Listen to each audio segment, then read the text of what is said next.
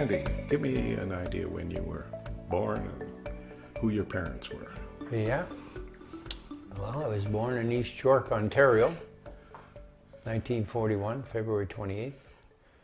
And my parents were, my dad was from Scotland. His name was George Cosgrove Brown. And of course, my first name is George. Yeah. And they called me Alexander. And they changed that to Sandy, I guess in Scotland. A lot of Sandys in Scotland. Sandy's a nickname for Alexander. Yeah. You know. But, and my mom, she was the first one in her family that was born in Canada. Oh, okay. Her name was Margaret Lizzie King, and she went by the name Betty, which I could never understand why she was called Betty, but anyway, that's I think how we Elizabeth knew her. was often shortened to Betty. Yeah, I think. yeah, I don't know. It's kind of weird. I tell other people that, and they say, how did she get that? I don't know. Yeah. But anyway... Do you remember your grandparents very well? You know, I remember my grandmother. My grandmother, in the house that we grew up, my grandmother lived right next door. And it was a remarry for her. My grandfather in Scotland died as a result of the First World War. He was only over in France for 1 month, and he got injured, and there was also mustard gas involved, and they shipped him back to Scotland, and he died a couple of months later. You know, so my grandmother, she met somebody in Scotland. I'm not sure whether she met him in Scotland or met him in Canada, but he was a Scot. His last name was Castorphin, which is kind of funny, but I called him Granddad Scott, you know, and yeah, they lived right next door to us, and I have very mixed feelings about my grandmother, but the one thing, and I was trying to explain to Ann yesterday, when I got a picture of where I used to live as a kid, and my grandmother had the most beautiful flowers, you know, and people ask me, how come she got them so beautiful and everything? Well, in the days when I was a kid, they still had horses bringing the milk and the bread. And my grandmother would go out and pick up the horse manure and use it in her garden. So she had prize flowers. Mm-hmm. Anyway, so that's pretty much it as far as my grandparents are concerned. I never knew my mom's mom and dad. They died while my grandmother died when I was 2 years old, so I have no recollection of her whatsoever. You know, but she came from a pretty large family, as opposed to today. Like her family was like seven, you know, as opposed to my dad. It was like two, him and his brother. The one of their offspring died at a very early age, you know. So it was just I had one uncle on that side, but I had 3 uncles on the other side, you know. Mm-hmm. So it's good. And this was what town in Ontario? It was all in East York, Toronto, you know. Yeah. Basically Toronto, but I noticed when I was looking up some pictures I put in my address as Toronto, and I changed it to East York, you know. So East York must be still East York, I don't know. Oh, yeah. No, yeah. I think it is, yeah. So. And what kind of house did you live in there? Weird. Like I showed Ann a picture of it yesterday, and it was a very narrow home that, I don't know, you want me to describe it? Well, just a terraced house or... Okay, well, it had a living room and a dining room, but my mother and dad, that was their bedroom, was the dining room. Mm. And my bedroom was in between the kitchen and the dining room. And from my bed, I could see the back door and I could see the bathroom. So anybody that wanted to use the bathroom had to go through my room to get to the bathroom, you know. So talk about a weird home, but Yeah. it's Pretty still irritating. still standing, you know. Yeah. Really So- irritating the way you probably got woke up. As a many kid, times. I never found it irritating at all. Yeah. I accepted it as the norm, you know. Mhm. I had one bathroom there, and I had 3 sisters.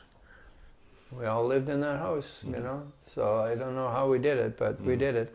Mhm. I didn't feel like I was, what would you say, deprived or anything like that. Your You know? parents got on well. Oh yeah, I had a good time when I was a kid, you know. And we were just talking about it the other day. I never had a key to that house. We never locked our doors. Yeah. Never, ever, ever. I don't even know if they had a key. You know, so like when I came home from school and everything, I just walked in the door, you know, like. Was your mom working or no? Yeah, my mom had various jobs. As a young kid, during the rest of the war, I was very young, but I remember my mom worked at a place called Railway and Power. And they did a lot of work for the military, doing things like, I can remember she must have taken them without asking or whatever, but very precision things that went on the end of a bomb. Mm. You know, and they were Fuses, very fine yeah. threads, made of brass, and Yeah. you know, like, and she worked at that place all during the war. And my dad worked for a company called John Wood, and he worked there until he retired. You know, I don't know what he did before that, before I was born, but all the time I was alive, he worked in that John Wood place. What would they do? What would they? Well, a variety of things. Most people are familiar with John Wood water heaters, you know, and they Fess oil burners. Like a lot of people had oil burners, not natural gas.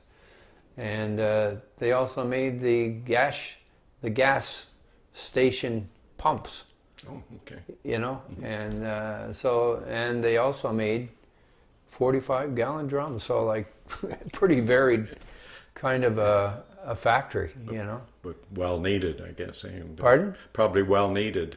Yeah. I guess so, yeah. Yeah. And you know, like when I was a teenager, I worked there in the summertime as, you know, on assembly lines and things like that, you know. Yeah. But he worked there. He was in charge of the shipping department, you know. And interestingly enough, compared to today, he wore a suit and tie every day, both 2-piece, 3-piece suit, you know, working in the shipping department. If you get. Yeah. Yeah, but I mean, he didn't have to, you know, do any physical work. It was just direction and looking after the shipping department of John Wood, you know. So. Any funny stories about them? Pardon? Any funny stories about them? About Your mom and dad? my mom and dad? I guess it would involve me and my dad, because I was always anxious as a little kid about cars. I always liked cars. And so my dad gave me the job in the morning to go out and start the car with a crank. And he showed me how to do it, and I had to do it a certain way or I could break my wrist or whatever. Oh, yeah. Yeah. And I would go out in the wintertime in the cold, cold weather and start his car and warm it up for him. Yeah. It was a Willys. You Yeah. ever heard of a Willie? Well, they're Willys- the people that Willys made Jeep. Yeah. Yeah. Yeah. And it's not a funny story, but it's an interesting story, because when I think back today, we didn't really have an awful lot, you know, like it. But again, I didn't feel deprived. It was wonderful as far as I was concerned, you know. You didn't go out to a lot of restaurants and things like that, eh? No, going to a restaurant was very, very few and far between. I never had a steak until I was a teenager. Like I went out with somebody and they had steak. Never had steak. And I never had Chinese food. The first time I saw Chinese food, I thought it was the weirdest looking stuff with all those worms. Yeah. You know, that's what I called them. You know? Yeah. You know, but I mean, very simple cooking. but it was it. You know, it didn't. And of course, when we'd get together with the relatives, they'd always have big feasts and, you know, different food than my mom cooked, you know. Mm-hmm. But she always provided for us. I never really thought about it. I went down with her as a kid. We'd go down, do our shopping down in a place called the Danforth, you know, and there was Loblaws there, and she'd shop in the Loblaws, and then she'd go to the meat market, and then she'd go to a store that made fresh peanut butter that you had to stir all the time, like because it separated and the oil came up to the top. Mm-hmm. Yeah, and yeah. Again, I thought, hey, this is it.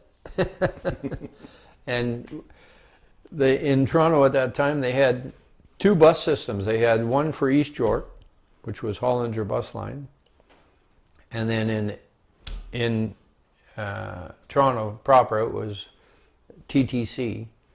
And so, but when we went down to the Danforth, as they called it, they still call it that, I guess, we would take that Hollinger bus from our address down to the Danforth, you know. But in those days, I think I paid 3 cents to get on the bus or something like that. It wasn't very expensive, you know.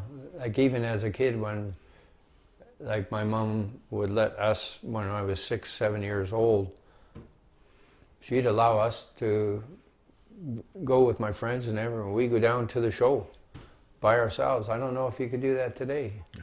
No. Same with me. Oh yeah, it's a different world we live in. And my mother, when I went out to play with the kids, she'd say, "Make sure you're home by lunch," and that was the only thing. She never said play safe or don't get in any trouble, anything like that. It was just make sure you're home by lunch. And she always had my lunch made, and it was good. Yeah. What about your schooling at that time? Where did you go to school? I could see the school from our front door, and as a kid, it seemed like a fair long way away. It was Danforth Park Public School. It was grades 1 to 8, and it short walking distance and everything. And I can remember the very first. I was born in February, and my mom sent me to school when I was 5 and a half. And I went to school by myself. My mom didn't take me. I went to school for grade 1. I didn't go to kindergarten. And she stayed home. I went to school, and I met a guy, and this great big tall guy, he seemed like he was 10 feet tall, but it was the principal.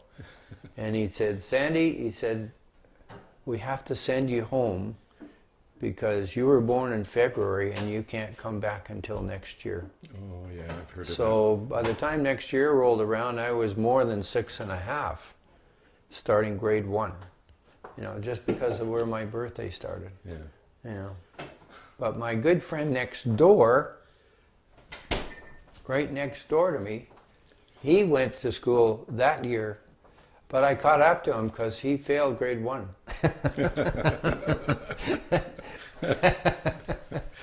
Actually, they actually as failed a kid, kids in those days. As a kid, I felt good about the fact that he failed because now I could be with him. Yeah.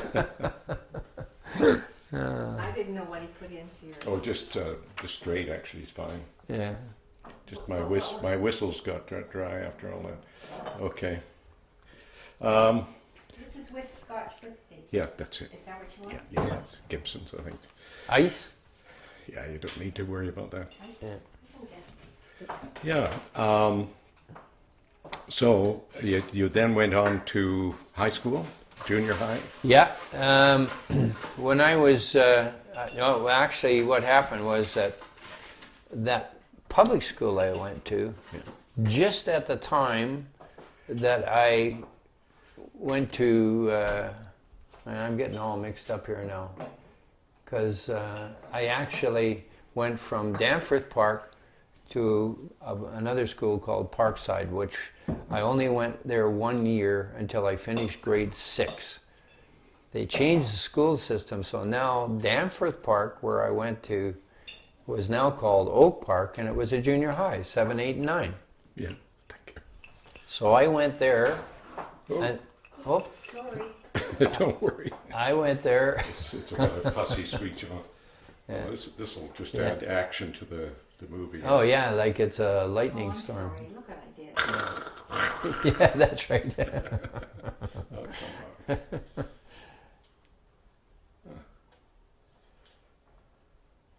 Okay. Okay.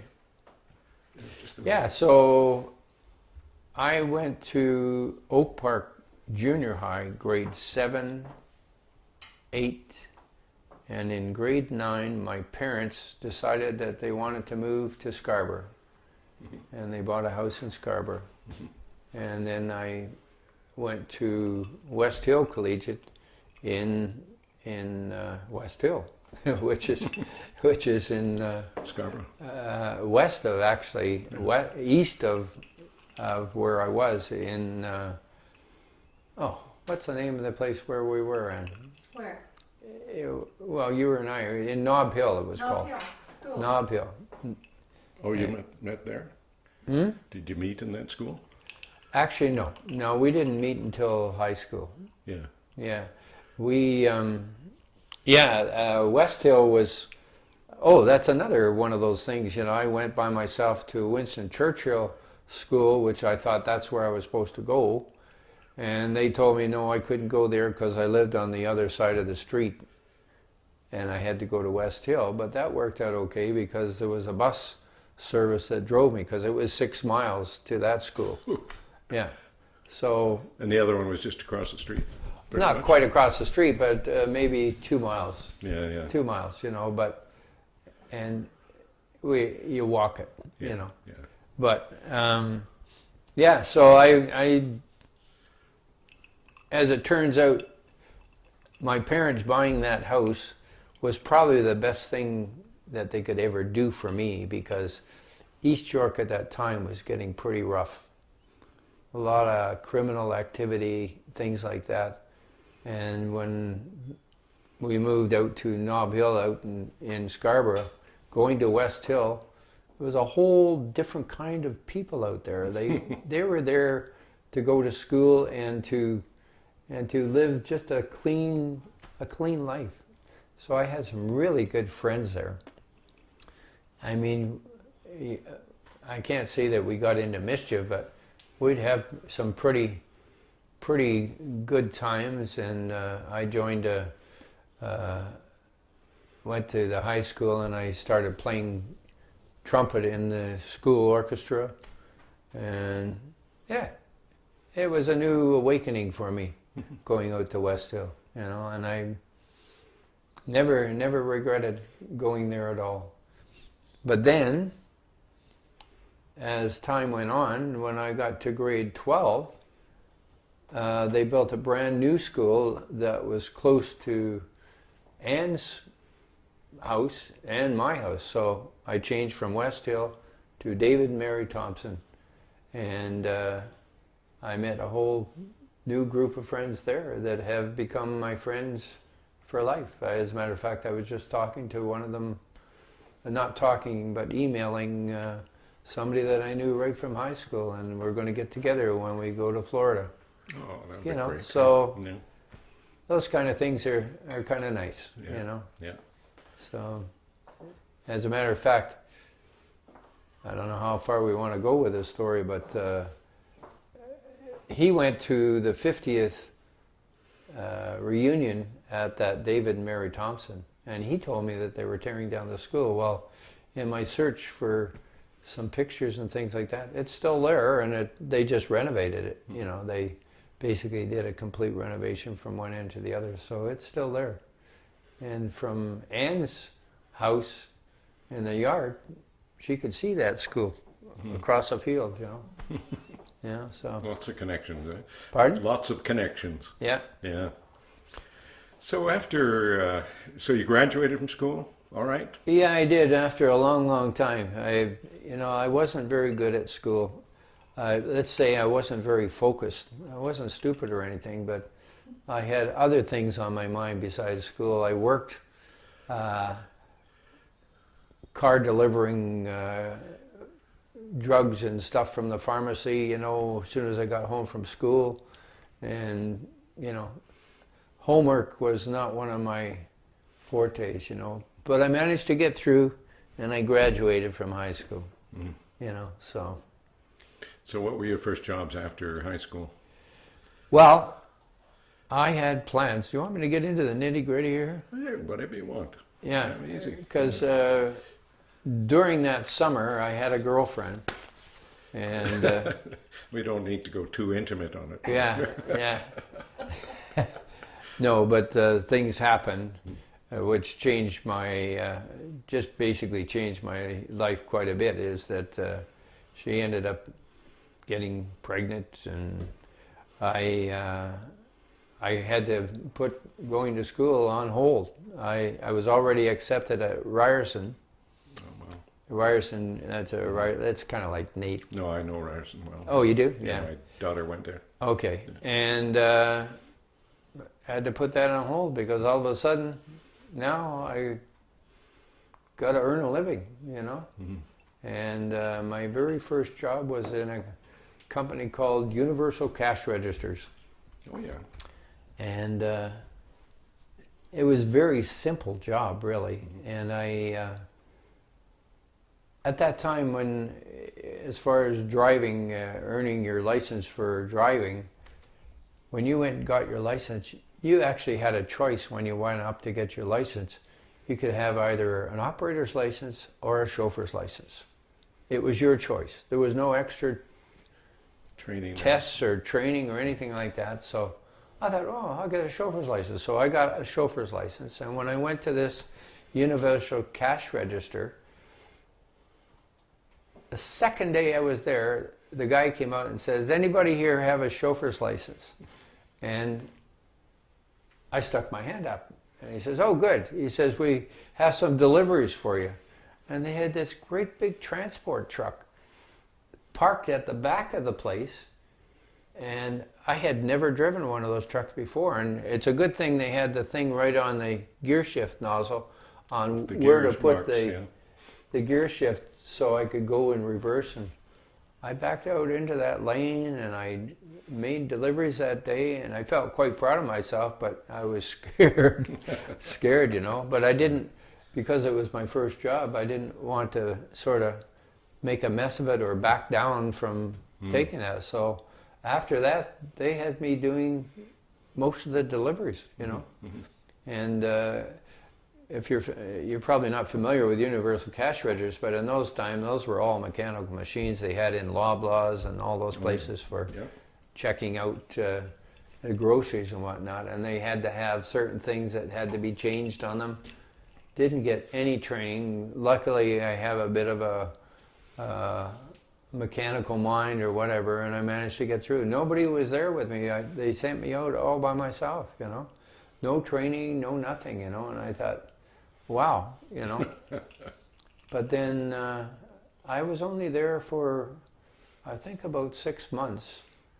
And then my sister had an idea to get me a job at a company called Lake Engineering.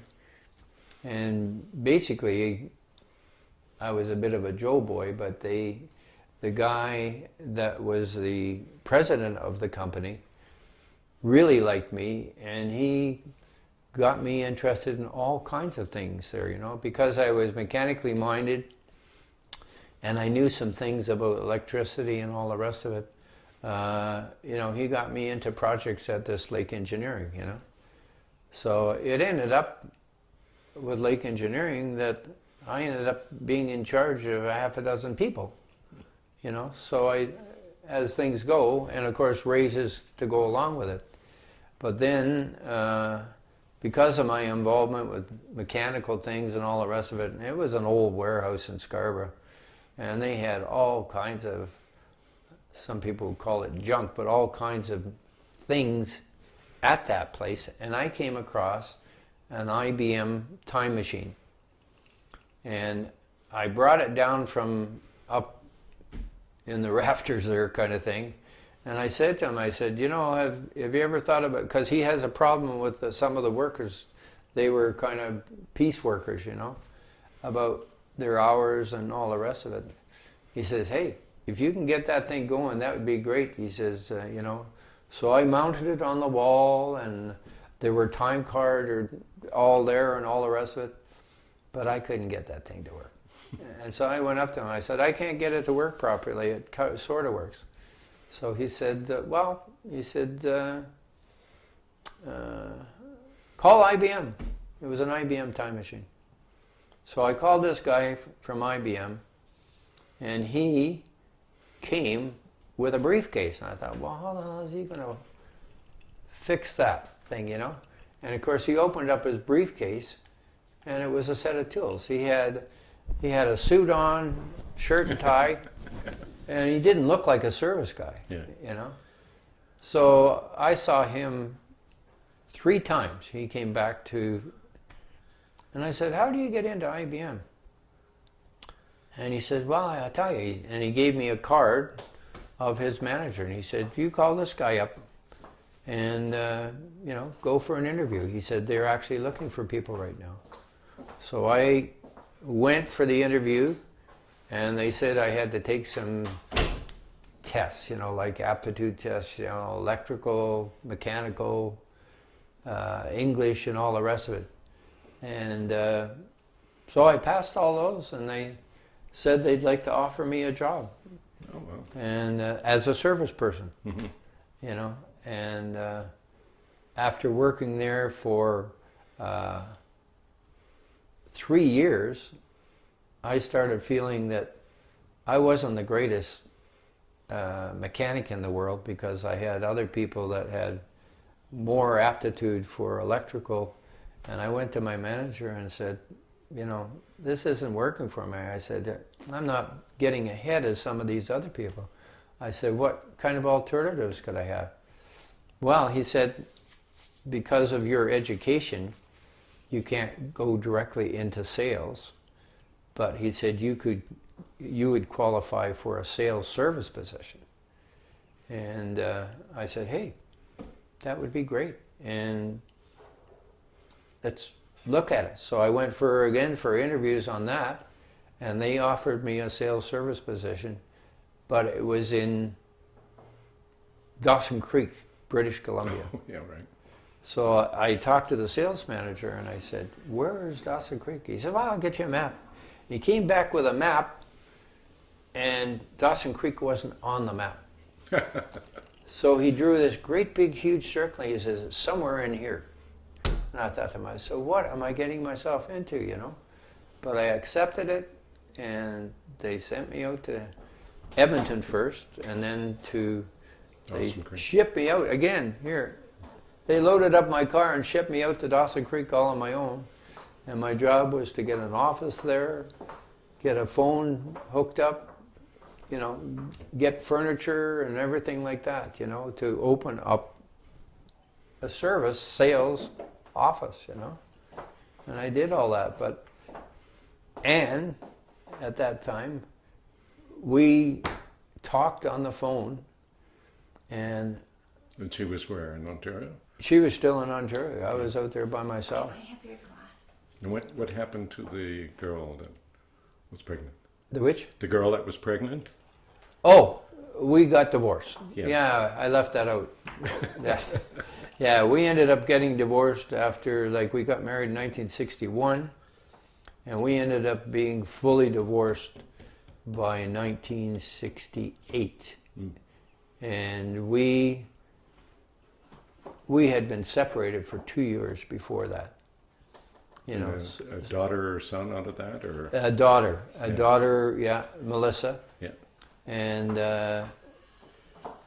you know, that was a kind of a sad time in my life, you know, breaking up. And that time when we broke up, Anne and I she worked at the bank. In Dawson? No, she worked at the bank in Toronto, and the IBM office was just across the road from there. So I did my banking there, and we'd say hi. You know, I knew her from high school. Right. And she said, what are you doing? My daughter's name was Melissa, is Melissa.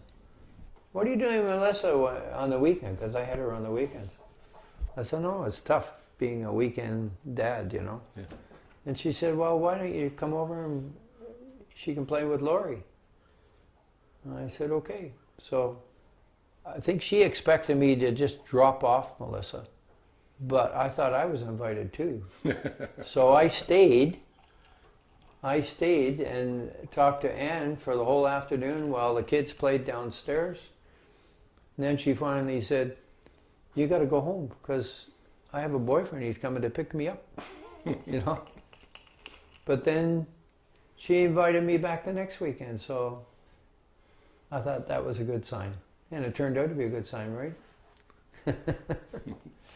Anyway, so... Yeah. So Dawson Creek. Oh, Dawson Creek, yeah. And then Well, I you don't know met- if you know you where met- Dawson Creek is, but it's... I grew up in Quesnel.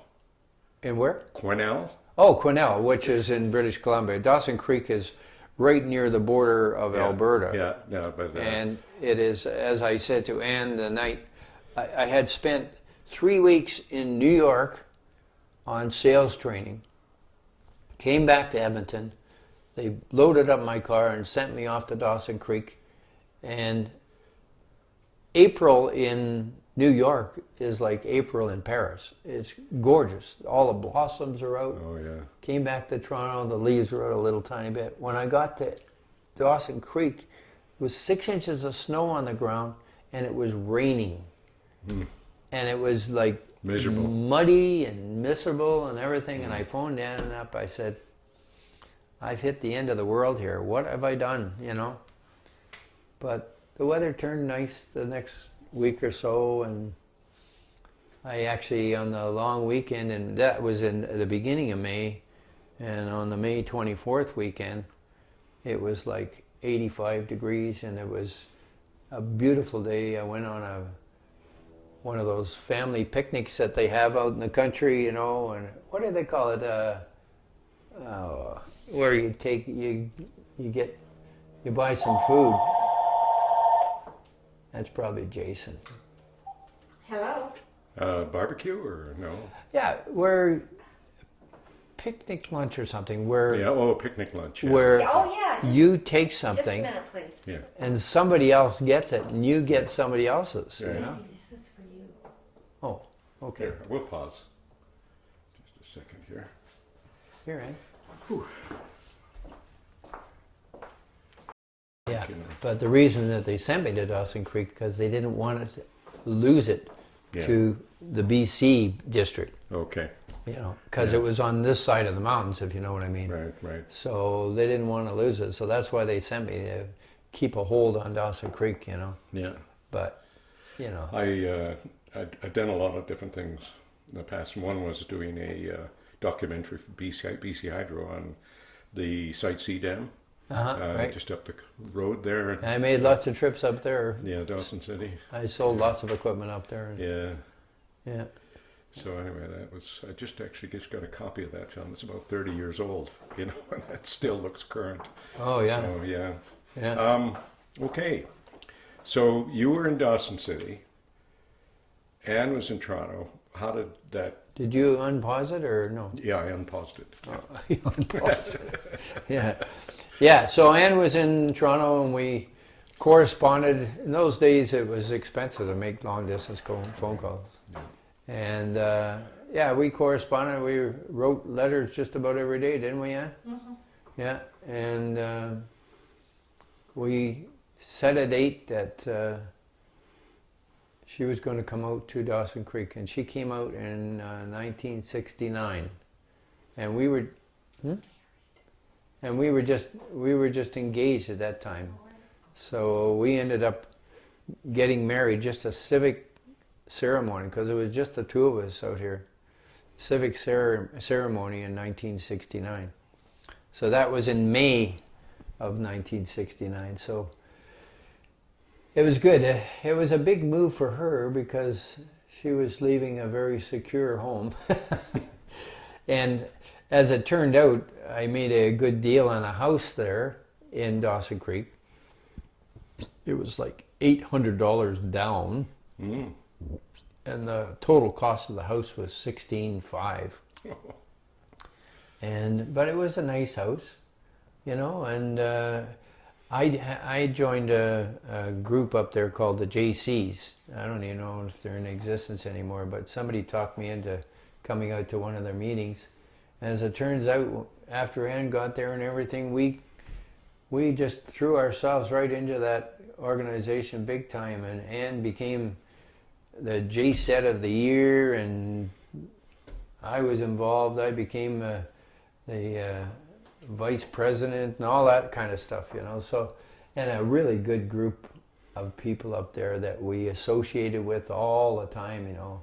People were always having get-togethers, and we had functions and all the rest of it, you know. So it kind of opened up Dawson Creek for us, you know.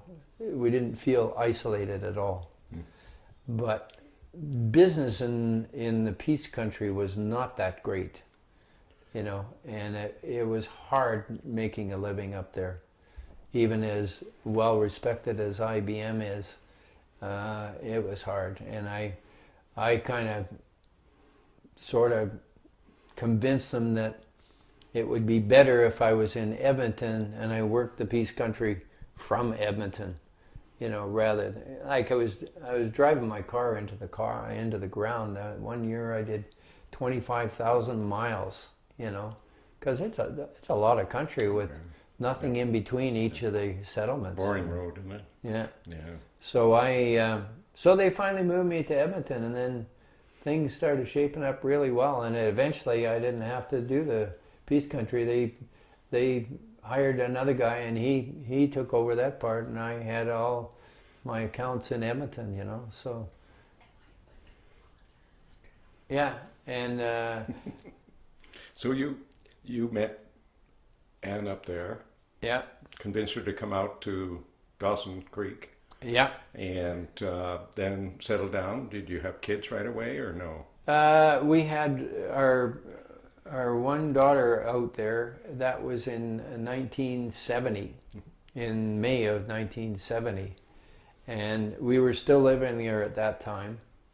And it was a kind of a wonderful experience for me because I got to witness the birth, you know.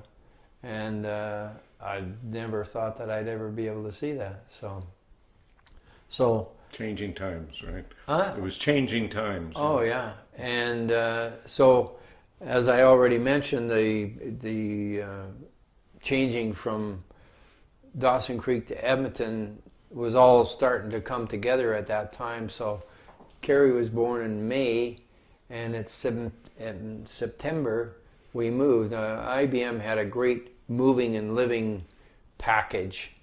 And I had to have 3 quotes on our house in Dawson Creek. And as it turned out, the value of the home had increased just in the short time, the 2 years that I had been there. Not even 2 years, a year and a half kind of thing. And they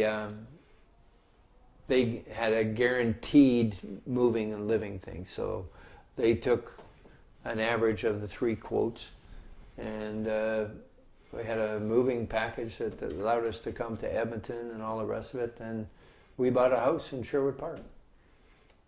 And we lived in that house for 8 years before we moved from there. So we were gone from Dawson Creek, but I still had it as part of my toolkit kind of thing. I was still in sales and service.